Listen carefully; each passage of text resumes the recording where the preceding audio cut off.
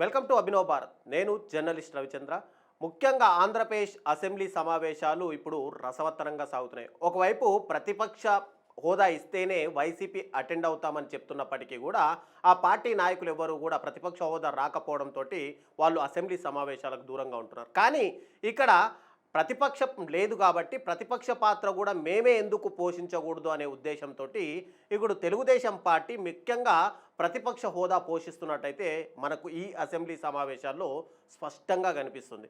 దానికి ఏంటి రీజన్ అంటే గనక ఒక ఎమ్మెల్యే అయినటువంటి బోండా ఉమ ఒక అధికార పక్షంలో ఒక ముఖ్యమంత్రి తర్వాత అంతటి పోర్ట్ఫోలియో ఉన్నటువంటి డిప్యూటీ సీఎంగా ఉన్నటువంటి పవన్ కళ్యాణ్ పైన ఆయనకు సంబంధించిన శాఖలపైన ఇటు బోండా ఉమ ఒక ఎమ్మెల్యే ఉప ముఖ్యమంత్రిని ప్రశ్నిస్తూ ఇక్కడ అసెంబ్లీ సమావేశాలు ఒక్కసారిగా రసవత్తరంగా మార్చేశారు. ఇక్కడ ఇంతవరకు చంద్రబాబు నాయుడు కూడా ఎప్పుడూ పవన్ కళ్యాణ్ని కానీ పవన్ కళ్యాణ్ శాఖల్ని కానీ ఎప్పుడూ అనుండరు. కానీ ఇక్కడ ఒక ఎమ్మెల్యే ఉప ముఖ్యమంత్రి శాఖల్ని అంతగా ప్రశ్నించారు. అసలు బోండా ఉమా ఏం మాట్లాడాడో ఒక్కసారి మనం కూడా విందాం. ఉప ముఖ్యమంత్రి గారు ప్లాస్టిక్ ని నిరోధించడంలో ఆయన ఆలోచన కానీ ప్రభుత్వ ఆలోచన కానీ చక్కగా ఉన్నాయి. దానికి ఏమి ఎక్కడ మాకు ఎటువంటి డౌట్ లేదు. కానీ ఇక్కడ పొల్యూషన్ కంట్రోల్ బోర్డు అధ్యక్ష చాలా నిర్లక్ష్యంగా పొల్యూషన్ కంట్రోల్ బోర్డు అసలు ఉందా లేదా, అసలు ఆ బోర్డు కానీ దాంట్లో ఉన్న టాస్క్ ఫోర్స్ కానీ దాంట్లో ఉన్న మెంబర్ సెక్రటరీ కానీ ఎక్కడా కూడా పని చేస్తున్నట్టు ఎక్కడా కనపడతలేదు. ఏదన్నా పని మీద వెళ్తే డిప్యూటీ సీఎం గారి పేరు చెప్తున్నారు అధ్యక్ష. ఆయన చేయొద్దన్నారు, ఆయన ఆఫీస్ నుంచి చెప్పాలి, ఆయన మాట్లాడాలి, ఆయన అయితే కలవట్లేదు అని డైరెక్ట్ గా చైర్మన్ గారు చెప్తున్నారు అధ్యక్ష. అంటే ఎందుకు మాట్లాడుతున్నాం అధ్యక్ష?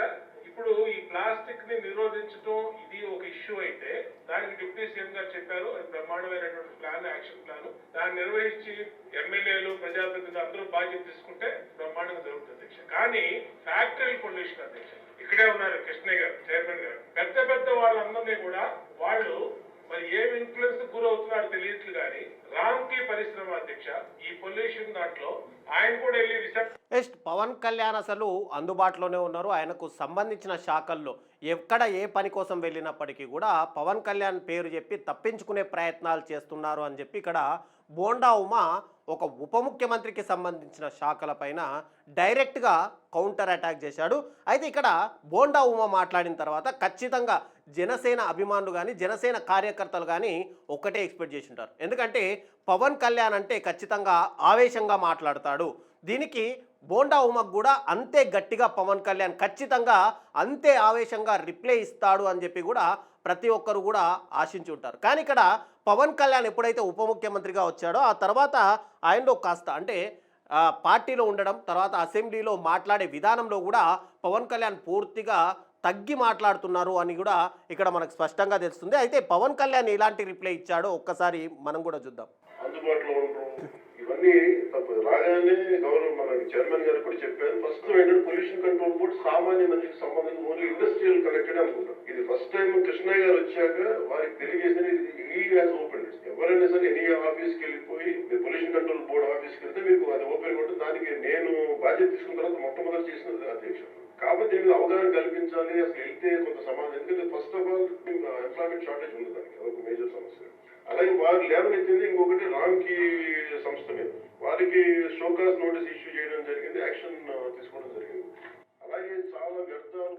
ఎస్, పవన్ కళ్యాణ్ లాంటి వ్యక్తి మనం చూసుంటాం గతంలో బహిరంగ సభల్లో కానీ కార్నర్ మీటింగ్లలో కానీ ఒక్కసారిగా ఆయన ఒక ఆవేశమైన ప్రసంగాలు కానీ ఒక ఉద్వేగపూరితమైనటువంటి ప్రసంగాలు ఇస్తూ అటు జనాకర్షణ ఉన్నటువంటి వ్యక్తిగా పవన్ కళ్యాణ్ మనందరికీ తెలుసు. కానీ ఇక్కడ అసెంబ్లీ సమావేశంలో ఒక బోండా ఉమా డైరెక్ట్గా టార్గెట్ చేసినప్పటికీ కూడా పవన్ కళ్యాణ్ చాలా నిదానంగా చాలా స్పష్టతగా ఇక్కడ ఆయనకు సమాధానం ఇచ్చారు. ఇదే వెర్షన్లో మళ్ళీ ఇంకొక ఎమ్మెల్యే గురించి మాట్లాడదాం. ఇది గోరంట్ల బుచ్చయ్య చౌదరి గారు. ఈయన డైరెక్ట్గా జనసేనలో పవన్ కళ్యాణ్ తర్వాత నెంబర్ 2లో ఉన్నటువంటి వ్యక్తి ఎవరైనా ఉన్నారంటే ఆయన నాదెండ్ల మనోహర్.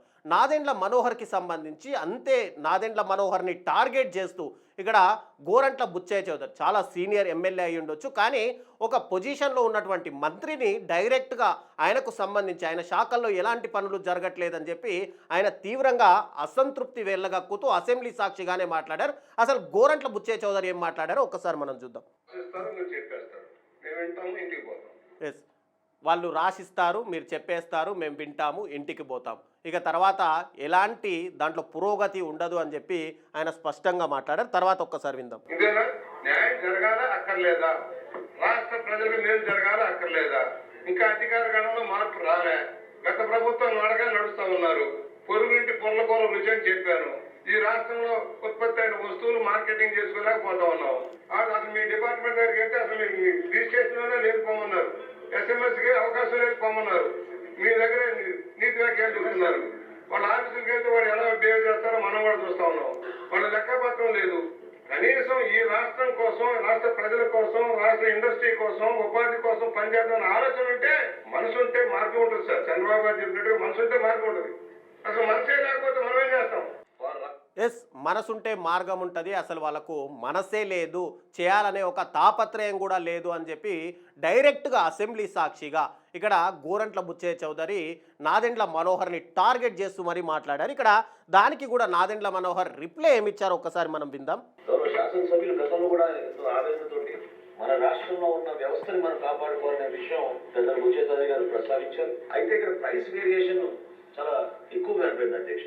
ఇక్కడ ఖచ్చితంగా కేంద్ర ప్రభుత్వం, రాష్ట్ర ప్రభుత్వం సంయుక్తంగా నిర్వహించే ఈ కార్యక్రమానికి కొన్ని నిబంధనలకు అనుగుణంగా మేము నడుచుకోవాలి అధ్యక్ష. అయితే ఇక్కడ దయచేసి సభ్యులందరూ కూడా గమనించాల్సిన విషయం ఏంటంటే, దాన్ని అధిగమించాలంటే ఈ ప్రిఫరెన్స్ ప్రైసింగ్ ఏమైనా ఉందా మన రాష్ట్రంలో ఎవరైతే ప్రోత్సహించడానికి కోసం. ఎస్, ఇక్కడ ఒక్కసారి మనం ఈ టోటల్గా అసెంబ్లీ సమావేశాలు ఎప్పుడైతే ఈ నెల 18వ తారీఖు నుంచి స్టార్ట్ అయ్యో, ఆ 18వ తారీఖు నుండి జరిగిన అసెంబ్లీ సమావేశాలు చూస్తుంటే కనుక ఒక్కసారిగా టీడీపీ ప్రతిపక్షంలో ఉంటూ అటు మెయిన్గా జనసేనని ఇక్కడ టార్గెట్ చేసినట్టుగా అయితే కనిపిస్తుంది. కాకపోతే ఇక్కడ రెండు వర్షన్లు మనం మాట్లాడుకుంటే, ముందుగా ఇక్కడ జనసేనని టార్గెట్ చేయడానికి అంటే గతంలో కూడా టీడీపీ నాయకులు, జనసేన నాయకులు స్పష్టంగా మీడియా ముఖంగా తెలియజేసింది ఏంటంటే, మేము వైసీపీకి సంబంధించి వాళ్ళు అసెంబ్లీకి రాకపోయినప్పటికీ కూడా అక్కడ అసెంబ్లీలో మేమే అటు అధికార పక్షంగాను ప్రతిపక్షంగాను వ్యవహరిస్తాము, మా యొక్క ప్రాబ్లమ్స్ని మేమే మాట్లాడుకుంటాము అని చెప్పిన దాంట్లో భాగంగానే ఇక్కడ అధికార పక్షంగా అటు జనసేన వ్యవహరిస్తుంటే ప్రతిపక్షంగా ఇటు టీడీపీ ఎమ్మెల్యేలు వ్యవహరిస్తున్నారా అనేది ఒక రకంగా అయితే కనుక, ఇక్కడ మాట్లాడినటువంటి ఇద్దరు ఎమ్మెల్యేలు టీడీపీకి సంబంధించి బోండా ఉమా కానీ లేదంటే ఇక్కడ గోరంట్ల బుచ్చయ్య చౌదరి గారు ఇద్దరు కూడా చాలా సీనియర్ ఎమ్మెల్యేలు.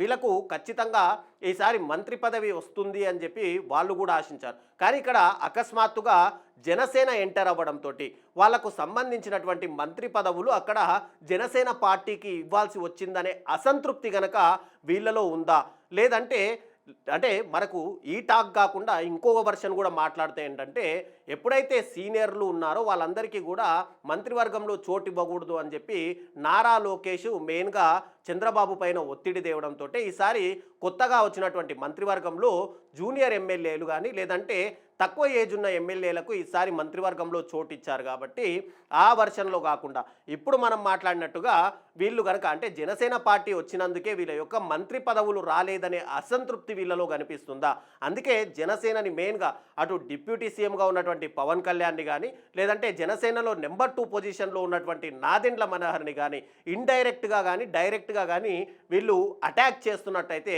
మనకు స్పష్టంగా వస్తుంది. ఒకవేళ పబ్లిక్ నుంచి కనుక ఏదైనా అంటే జనసేన వాళ్ళ నుంచి, జనసేన క్యాడర్ నుంచి కానీ జనసేన అభిమానుల నుంచి కానీ ఇక్కడ మా పార్టీని టార్గెట్ చేశారు అని కనుక ఒకవేళ ఒక వ్యతిరేకత కనుక వస్తే ఇక్కడ మేము ప్రతిపక్ష పాత్ర పోషించడానికి అంటే మేము ముందుకొచ్చాము అని చెప్పి టీడీపీ చెప్పే అవకాశాలు కూడా కనిపిస్తున్నాయి. ఏదేమైనప్పటికీ కూడా టోటల్గా ఈ అసెంబ్లీ సమావేశాలు అటు వైసీపీ రాకపోయినప్పటికీ కూడా ఇటు టీడీపీ ప్రతిపక్ష పాత్ర పోషిస్తూ జనసేన అధికార పక్ష పాత్ర పోషిస్తూ రసవత్తరంగా మారుస్తున్నాయి అనడంలో ఎలాంటి సందేహము లేదు.